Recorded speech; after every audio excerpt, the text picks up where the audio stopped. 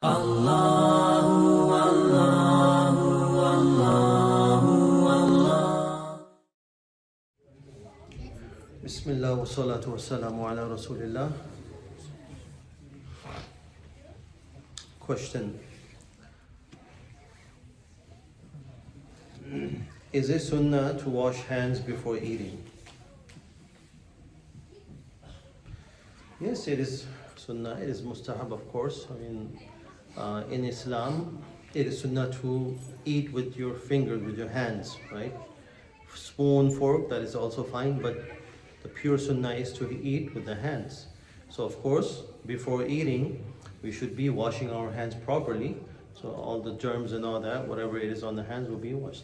Especially after eating. It comes in the hadith, Rasulullah sallallahu alaihi wasallam said, if someone does not wash the hands after eating and sleeps, and maybe some insect comes and bites their fingers and the hand because they are attracted to the food, of course. So that person should not blame anyone but himself. That I got hurt, I got bit, or whatever it is, right? So of course, this is all etiquettes, and it's also hygienic and closer to purity. So of course. Assalamu alaikum wa rahmatullah wa alaikum assalam. Please explain on how to dispose Quranic verses or any wording of a hadith that are written in the form of English transliteration or any other language. I think I mentioned this before. I'll just explain this again. I know living in this type of country is very difficult to dispose all these literatures and these papers that have Allah's name or Rasulullah sallallahu alaihi wasallam name or verses or ahadith. So what we can do is that few things. Wrap up the papers in a clean, in a cloth or something, right? And you can bury it. If you have a land, if you have a backyard somewhere that you can bury it, you can bury it. You can do that. Or, I know we cannot do this here, but drowning in an ocean or in a river, in the water. And we usually do, I don't know, but in Pakistan, usually what they do is that they drown the paper and all that, or the Quran, and that is needs to be disposed. Or what we can do is also that we can, if it's possible, like say, so we have a couple of paper and they have some names, that is the name of Allah or the sifat of Allah or something, we can cross those out and burn the papers. Or if it's not that possible to do that, to cross them out, you just burn the papers, and whatever the ashes is, just scatter it and in the forest or in somewhere in there, or maybe just dig it up and put it in the ground. And even if that cannot be, you cannot burn it, you cannot do anything, just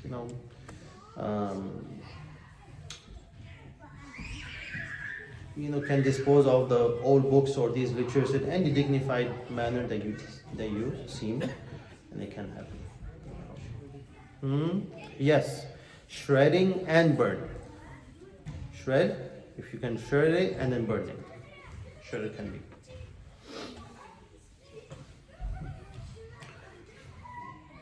Question. Assalamu alaikum wa alaikum assalam. Can you purchase a mystery box with a specified price, but you don't know exactly what will come inside the box, but they give you a list, loss fit possibilities that might come inside the box? Okay, now just remember the principle of this. You're buying something in Islam. Anything that is ambiguous, you cannot buy or sell. The bear or the transaction is batil. Let's say, for example, I take you to the ocean and say, fish, there are fishes inside, I'm going to sell it to you. In the ocean, there are some fishes, I'm going to sell it to you. I cannot do that because the fishes are, I don't know which type of fish it is or how much big it is, the pound and all that. So it is ambiguous. That bear or that transaction is going to be batil. Is going to be.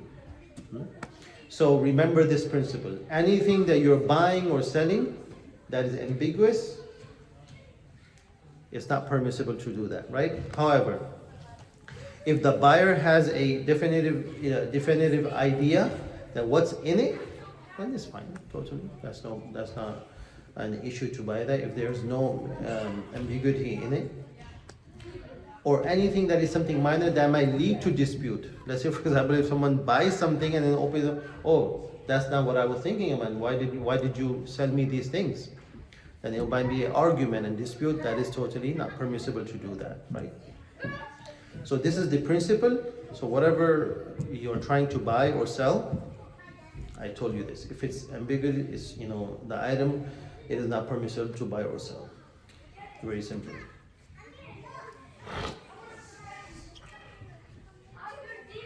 This is a long question. Assalamu alaikum. Wa alaikum salam. My father has 9 half siblings.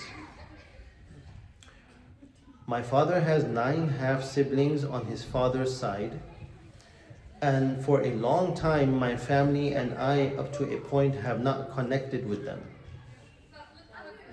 These questions, when anyone sends me, of course that might be their specific personal problem, but more or less we might have these problems as well in our house, in our family, somewhere. So connect those things. It might not be something exactly, but here and there might be some some parts of it that you can that can answer your problems and questions.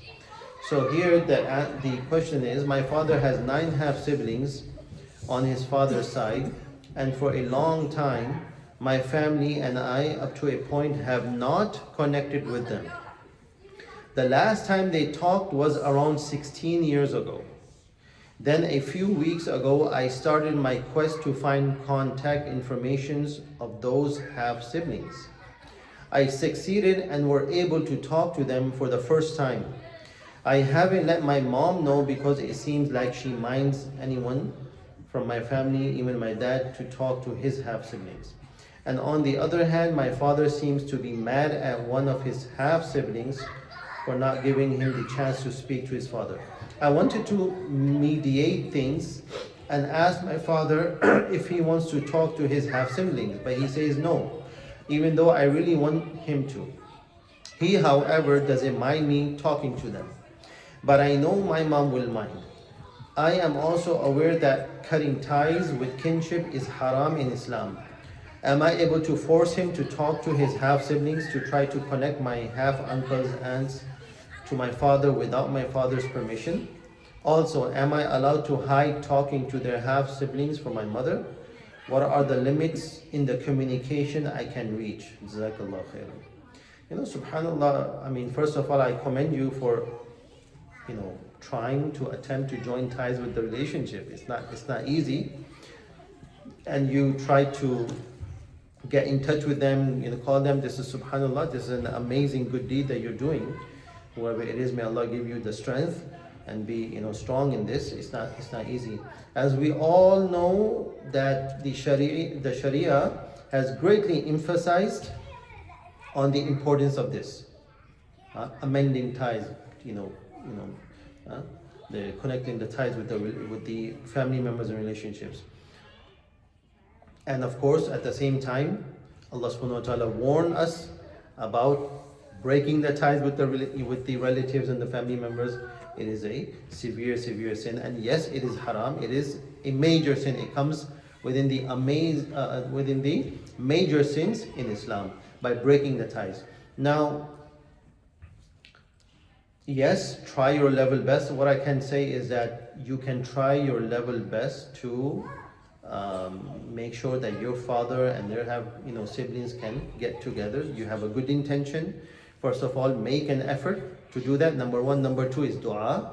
Make a dua. May Allah make both of the parties' hearts soft to each other, and give them love, bring them the love to each other, and continue to strengthen the bond with one another. And do it for the sake of Allah, of course, as in the question that you have written. It looks like inshallah. Gradually, it doesn't happen overnight. It seems like what you're saying is that there's a history behind of your family members and father and his siblings. There must be some history that is going on that separated one another like this, not being seen as you're saying 16 years ago. Try your level best, and what you can do that is permissible in Islam is that you may even mention that one has praised you. Let's say you come to the father and say, hey, your siblings are praising you. Or you go to the sibling and you say, my father was praising you people, even though they're not. It is permissible to do that with the intention of mending the ties, right? Or maybe gifts. You buy a gift from yourself, and then you say to the father, one of your siblings has given you this. Something like this. So in that way, they can bring them more closer to one another, and make dua that Allah subhanahu wa ta'ala creates love in between the family members. There's a beautiful book by Sheikh Zakaria rahimahullah, Sheikh al-Hadith Zakaria. It's called Maintaining Family Ties. The name of the book is Maintaining Family Ties. It's a very amazing, very good book. Everyone should have it, read it. It will much very benefit from you, and inshallah. And of course, like let's say for example, Riyadus Salihin, very famous book of hadith, Imam Nawawi rahimahullah. So under that, the chapter of maintaining ties, read those hadiths, right, about it. Get some knowledge and information, and also send it to your father, or maybe send it to your, the half siblings of your father. It might benefit for them, inshallah. That's it, inshallah. Wa akhiru da'wana alhamdulillah. Allahu, Allahu, Allahu.